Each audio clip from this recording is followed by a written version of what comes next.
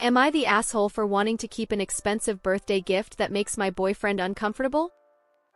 IF just turned 25, have a friend, Logan, M 25, and we've been friends since we were July 8th. I have a boyfriend, Matt, who I've been dating for 7 months. My birthday was last week, and I had a dinner party for some friends before we all went out to a club. There was 8 of including Logan and Matt. We had a little bit of a gift opening before dessert, and Logan gifted me an old copy of The Great Gatsby. The book has a special significance to us, because for many years Logan and I lived in different countries. We kept in contact, but we didn't see each other in person for about 4 years. We finally got our parents to agree for me to fly to his country to visit in 2013. We were talking about what we were going to do on the visit, and I really wanted to go and see The Great Gatsby movie, which had just come out, as it is my favorite book. Logan had never even heard of it, and I said he had to read it before we went to see the movie. Logan was never academic, and to this day it is the only fiction book he's ever read all the way through, not counting children's books. Whenever I ask him to do me a favor, he always replies with, "I read The Great Gatsby for you, so I may as well," and it's a running joke. We always go big on birthdays, but this book means so much to me. The day after, Matt said he felt the book was an inappropriate gift because of how expensive it is.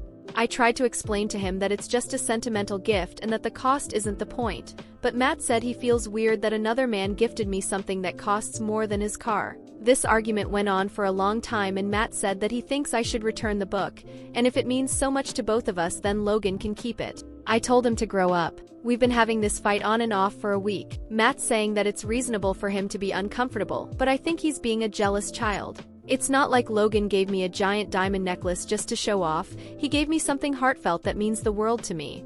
And I think that should be more important than the fact that Matt thinks it's outside what he deems an acceptable budget. My mother is saying to give Matt the benefit of the doubt and maybe ask Logan to keep the book for now, and if one day Matt is more secure, I can take it back. My dad is saying Matt's an idiot. My girlfriends are split. This argument is just dragging on, and I'm leaving for my birthday trip tomorrow, and I just need some perspective on whether I'm being unreasonable wanting to keep the book. Edit. For everyone asking about the book, it is a 1925 edition, well known to be fairly rare. The prices vary, but it's Googleable if you really want to know. There are a range of prices, and it's somewhere in the middle. I'm not going to say the exact amount. For everyone asking why I'm not dating Logan or why I never did, I explained this in detail in several comments, but this is the most comprehensive and reflective one, I think.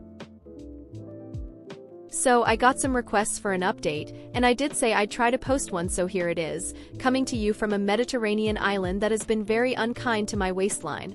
I just want to first say a huge thank you for all the responses. Internet strangers get a bad rap, but I really appreciate all the advice. So first update, Matt and I broke up. He didn't end up coming on my birthday trip, but we were kind of talking on and off, and he sent me a text that dropped the L-bomb, and I didn't respond in kind. That was the last straw for him. Now that I think about it, that was the next hurdle that was coming. This just brought it forward, I guess. He'll be picking his things up over the weekend. I would like us to stay friends. I still like him so much, but I know that's not really up to me now. I told my mom about the breakup, and she apologized for making me feel like I was in the wrong about keeping the book. She said she was just so used to seeing me treat men as disposable, and because I'd been with Matt so long, she thought maybe he might not be, and she got too caught up in that. I think hearing that I wasn't even ready to say I love him was a shock to her, and she realized she'd been telling herself a story about him and me that wasn't what was playing out. On to me and Logan. Obviously, a whole wealth of opinions and advice was shared about our friendship, and honestly, going through the comments on the post was the first time I'd really ever thought that deeply about our relationship.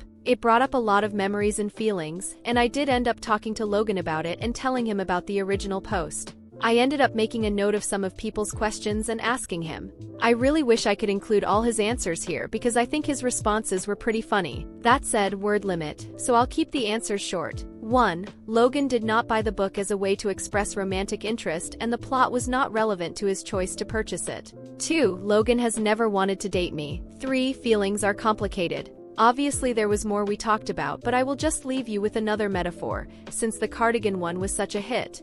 Sometimes a thin gold chain will sit in your jewelry box for a decade, and over the years it'll tangle, and the knot will be so inextricable you can't tell where the chain ends or begins. It would take a long time to pick that apart. Some people get out their magnifying glass and a good lamp and work until the chain is good as new, and some people might decide to just put it back in the box before they break it. We're trying to be the first, but the second might end up being okay. We'll see. I think that's everything. Thank you to everyone who responded. I laughed, I cried, I had an existential crisis. It was wild ride.